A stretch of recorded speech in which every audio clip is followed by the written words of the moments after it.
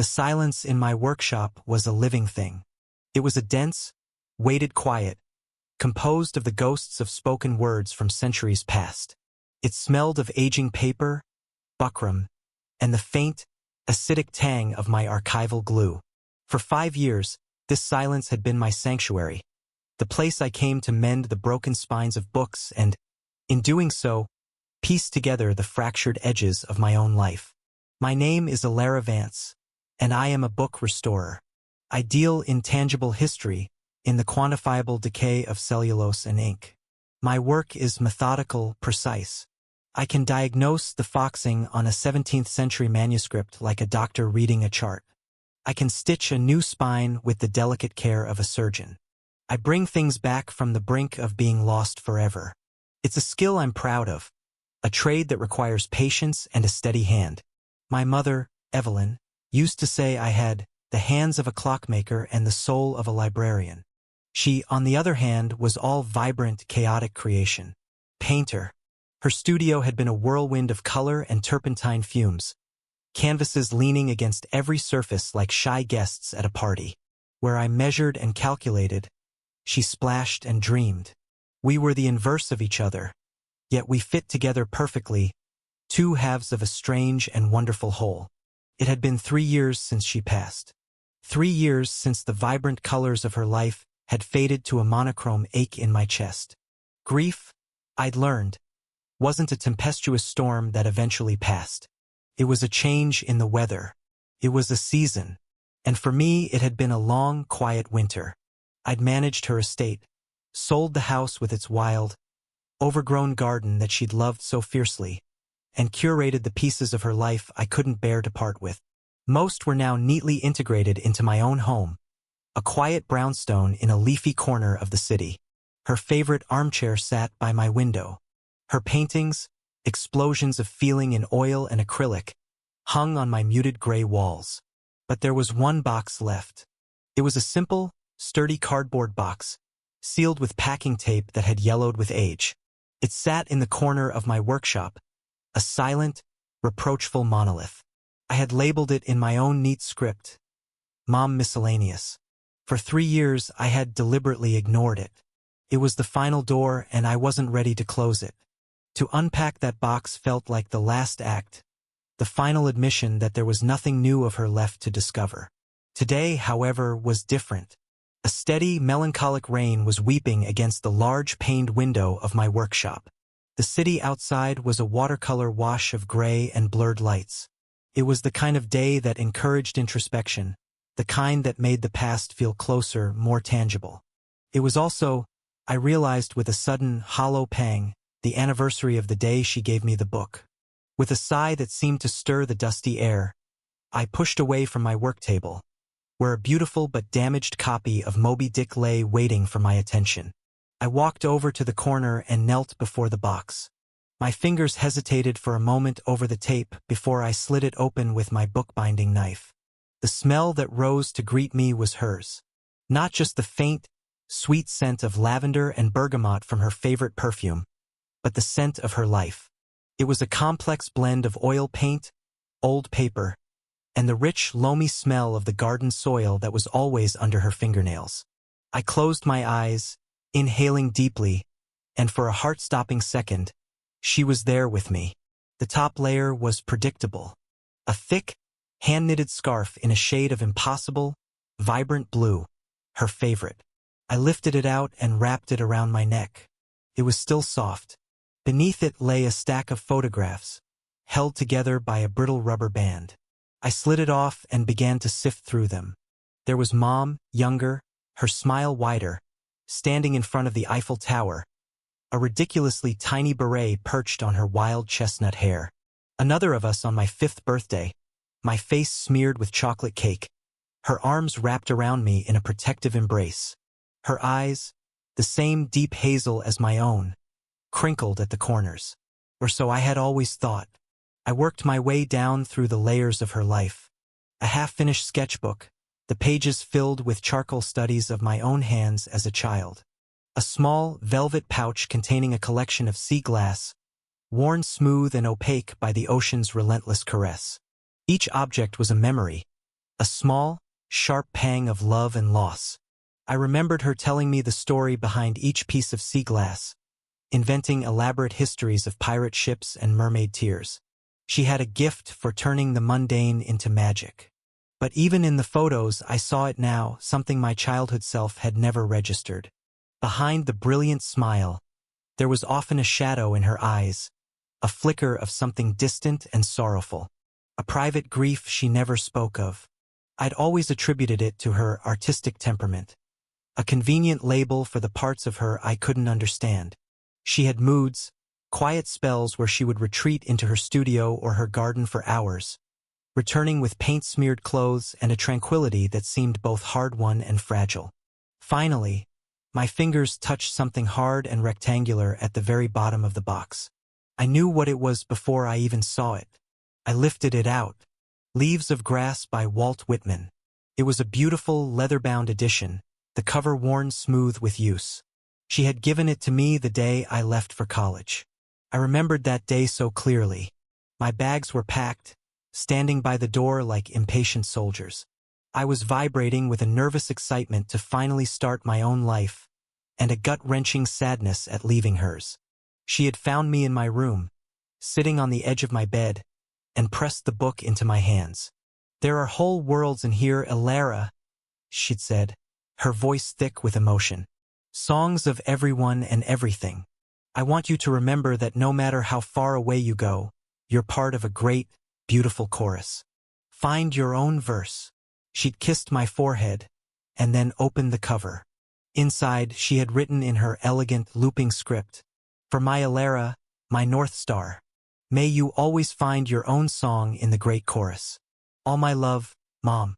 Tears pricked my eyes as I traced the familiar inscription. I ran my thumb over the gilded edges of the pages, the book a solid, comforting weight in my hands. I'd read it countless times over the years, the pages softened and dog-eared at my favorite passages.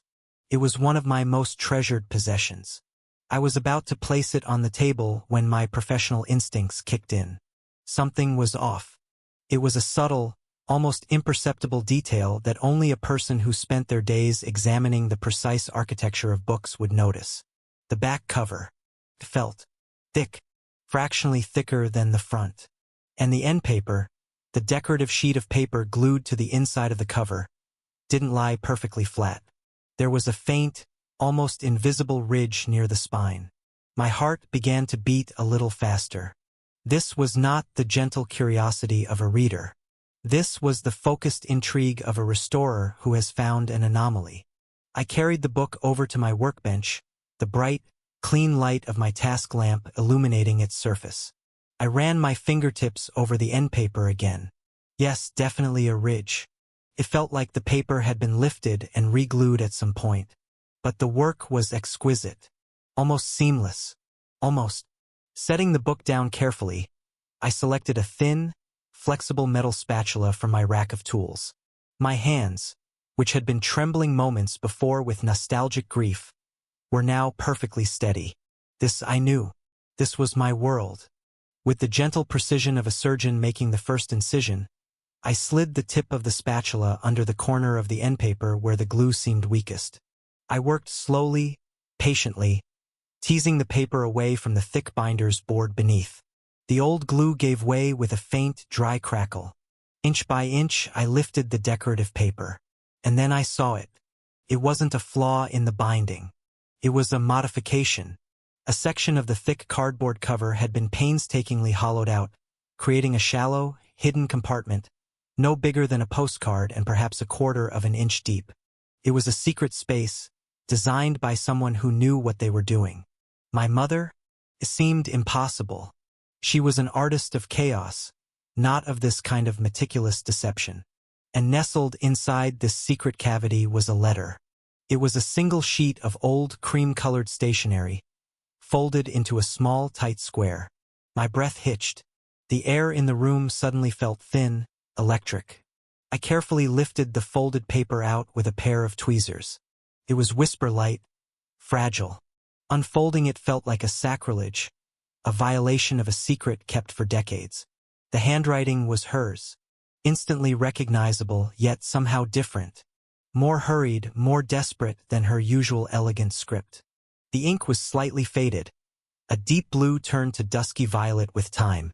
I sat down on my stool, the book lying open and exposed on the table before me, its secret laid bare. The rain beat a steady rhythm against the glass, a drumbeat for the revelation that was about to unfold. I took a deep, shaky breath and began to read. My dearest Alara, if you are reading this, it means I am gone, and you have found my final secret. I pray you have the strength to forgive me for it. I have rewritten this letter 100 times in my mind, 1,000 times in my heart, and still, the words feel like stones in my throat. But you deserve the truth. You have always deserved more than the beautiful, fragile lie I built for you. For us. I love you, my darling girl. You must know that. You must hold on to that truth above all others, because what I am about to tell you will try to tear it down. The love I have for you is the most real thing in my life. It is the sun my world has always revolved around. It is the song beneath all my other songs.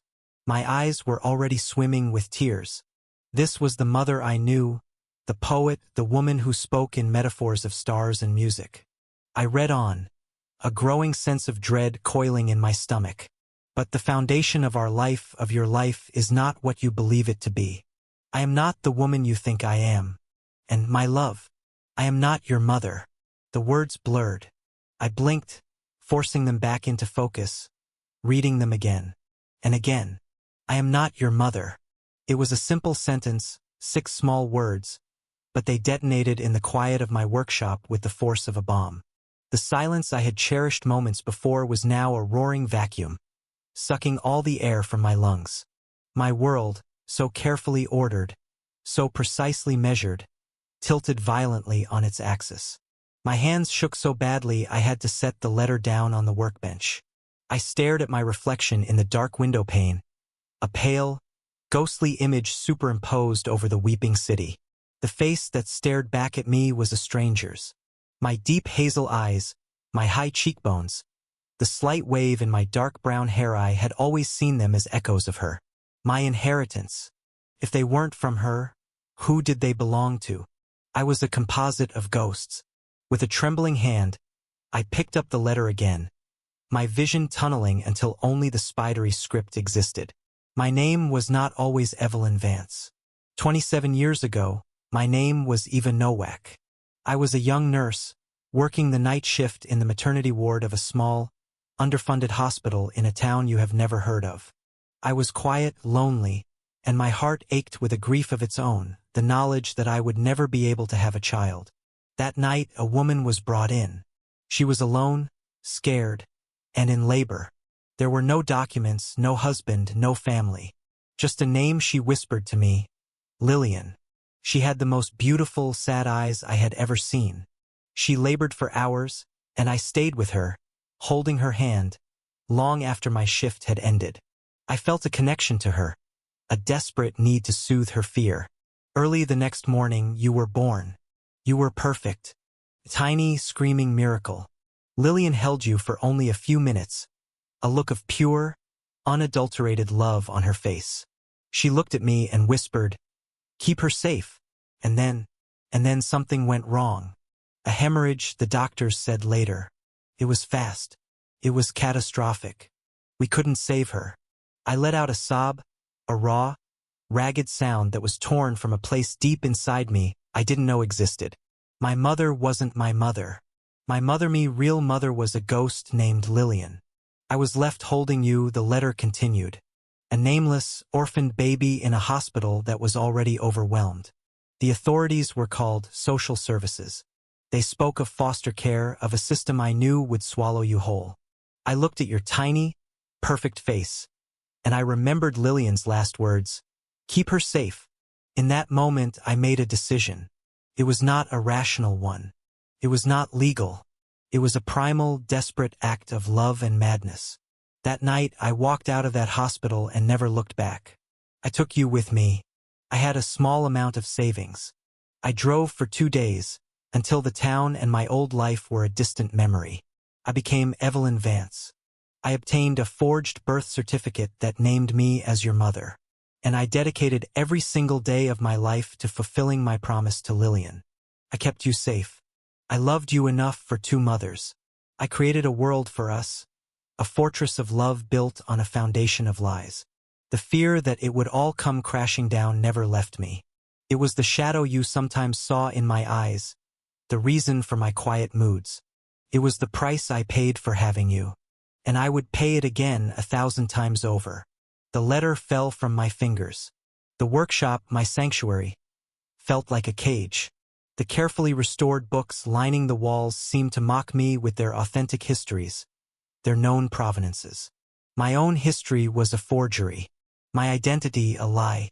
I stumbled over to the box of photographs and frantically searched for the picture of us on my 5th birthday. I stared at it, my vision blurred by a torrent of tears. I saw her now.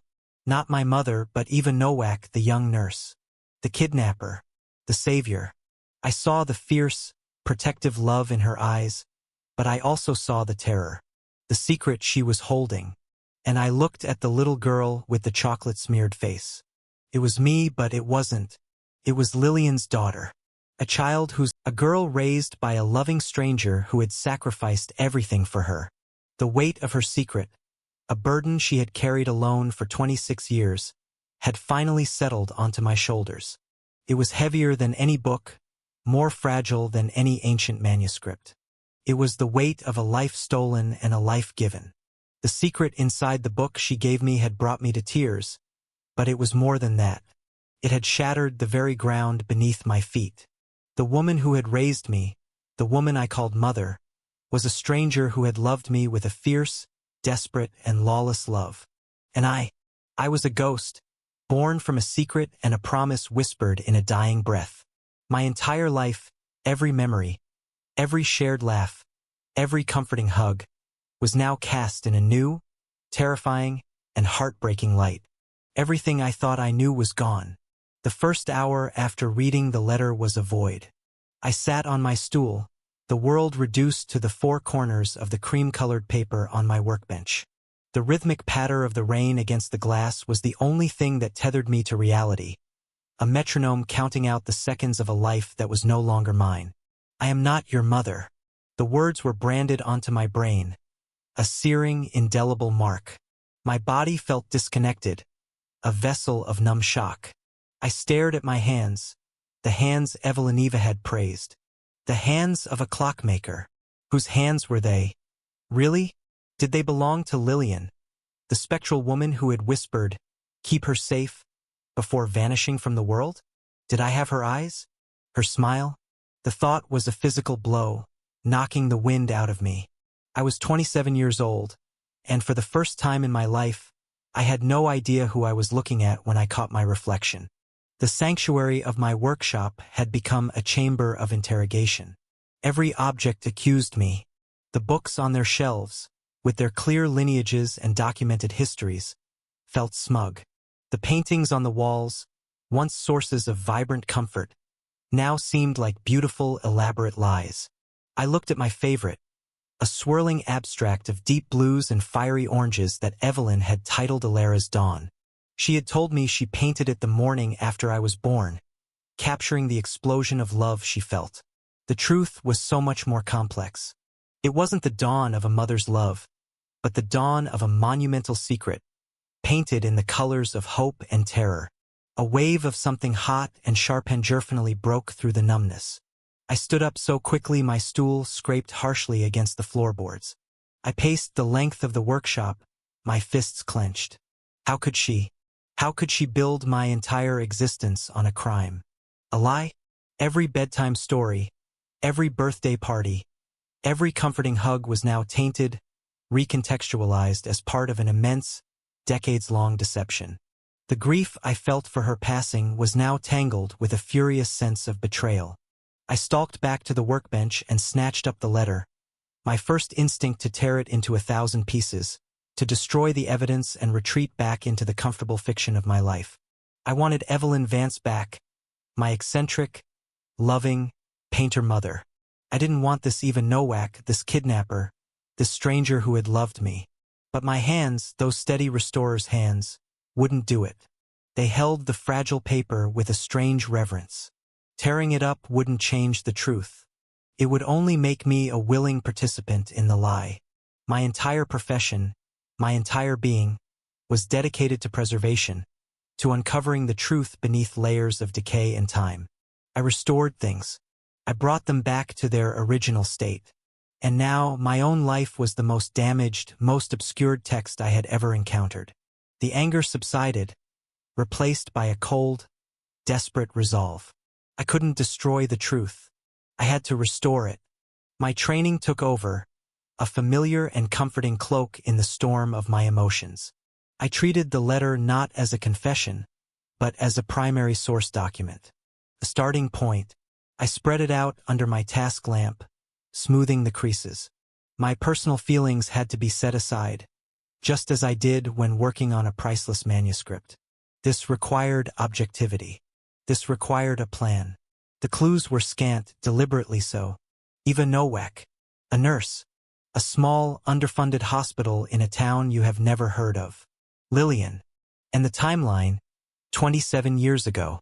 I turned to my laptop, my fingers flying across the keyboard with a newfound purpose. The first search was for Eva Nowak. The results were a deluge of noise. It was a common name. Thousands of Eva Nowaks across the country, across the world. I tried to narrow it down. Eva Nowak, nurse. Still too many. I needed a location. A town you have never heard of.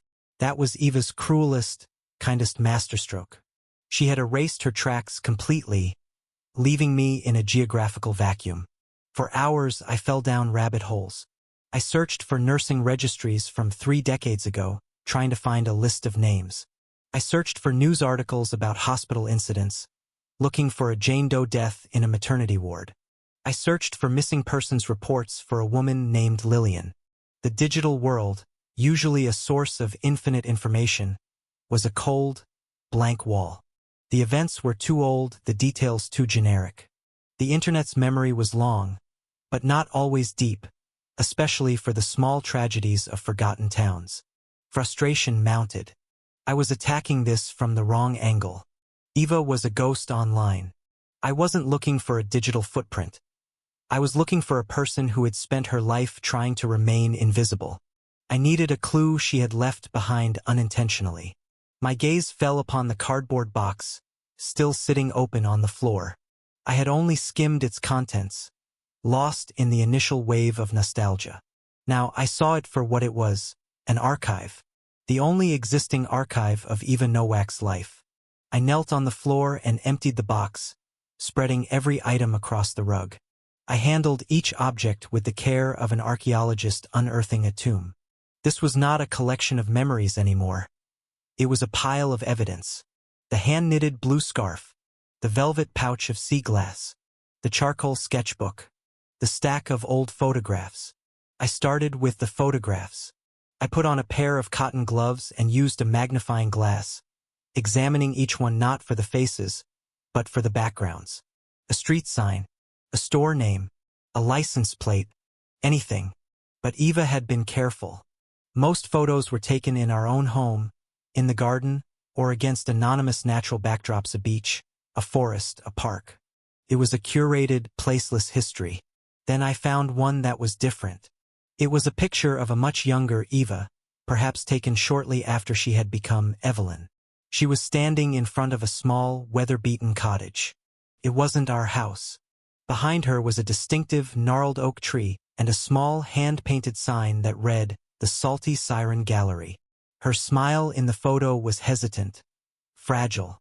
It was the smile of someone trying on a new life, hoping it would fit. The Salty Siren Gallery. It was a concrete name, a lead. My fingers trembled as I typed it into the search bar. My heart hammered against my ribs. A few results popped up. A handful of mentions on old art blogs, a defunct website. It was a small co-op gallery in a coastal town called Port Blossom, Oregon. It had closed down over a decade ago. Port Blossom. I had heard of it. We'd even visited the Oregon coast several times when I was a child. but we'd always gone to the more popular tourist spots, Cannon Beach or Seaside, never Port Blossom. She had kept me away from it. Deliberately. Was this the town? Felt possible. It was small. It was coastal, which explained the sea glass she collected so obsessively. I felt a jolt of electricity. The sea glass. I grabbed the velvet pouch and poured the smooth, colorful gems into my palm. She had told me stories for each one. But one piece was different. It wasn't glass. It was a small, flat, gray stone, worn perfectly smooth by the water.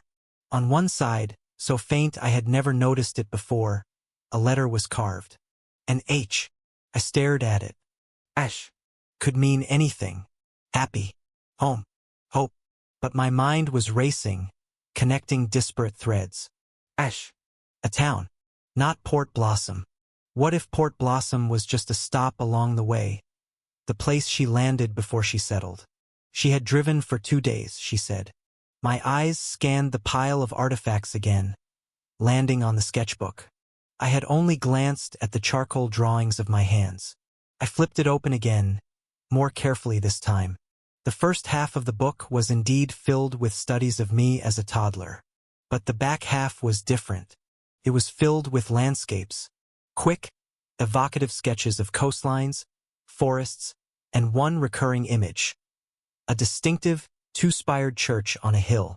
Beneath one of these sketches was a hastily scribbled note. View from Havenwood Point. Lillian would have loved the light. Havenwood. The name hit me like a physical force. The H on the stone. Havenwood. A town I had never heard of. My breath caught in my throat. This was it. This was the place. The place where Lillian died. The place where I was born. The place Eva Nowak fled from. My search became laser-focused. Havenwood, Oregon. A small town appeared on the map, about 100 miles south of Port Blossom, nestled in a less traveled part of the coastline. It was small, remote, the kind of place a person could easily disappear from. Then the final search, the one I both craved and dreaded. Havenwood Community Hospital. An old webpage appeared, a historical society's archive. Havenwood Community Hospital, established 1952, served the coastal communities for 40 years before closing its doors in 1998 due to funding cuts and consolidation with the larger medical center in North Bend. Closed in 1998. It would have been open 27 years ago. A small, underfunded hospital. I felt a dizzying sense of vertigo, as if the floor had dropped out from under me. I had found it. The geography of my own ghost story. Havenwood. I looked at the letter one last time. I pray you have the strength to forgive me. Forgiveness felt like a distant country I had no map for. Understanding, however, felt closer. Felt like a destination. And I knew, with a certainty that settled deep in my bones, that I had to go there. I had to stand in the place where my life began and was immediately broken. Where one woman's story ended and another's was forged in a desperate, loving crime. I pushed away from the workbench, the shock and anger coalescing into a singular, clear purpose. I was a restorer.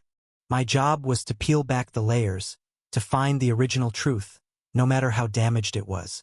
I had spent my life mending the stories of others. Now it was time to mend my own. I walked out of the workshop and into my quiet, orderly brownstone. The home Evelyn had made for me. For us. I looked at her paintings, the vibrant colors that shouted her love from the walls. I saw the beauty, but now I also saw the pain behind them, the silent scream of her secret. The love was real. The sacrifice was real. The lie was just the price she paid. I went to my bedroom and pulled a duffel bag from the closet. I packed methodically. A few changes of clothes, a toothbrush, my laptop. Then I went back to the workshop. I carefully placed the letter, the sketchbook, the photograph of the Salty Siren Gallery, and the smooth gray stone with its H into a protective archival box. They were my only map, my only guide into the past. As I stood by the door, ready to leave the sanctuary that no longer felt safe, my eyes fell on the leather-bound copy of Leaves of Grass still lying open on the table, its hollowed-out heart exposed. Eva had given it to me so I could find my own verse in the great chorus. She could never have known that my verse was hidden, silent, waiting in a forgotten town by the sea. I closed the book, the weight of it familiar and grounding in my hand. I was not Alara Vance, daughter of Evelyn. I was not just Lillian's nameless child. I was a story waiting to be uncovered. And the first chapter was in Havenwood. I zipped my bag, slung it over my shoulder, and walked out into the rain, leaving the silence of my old life behind to go in search of the ghosts who had made me.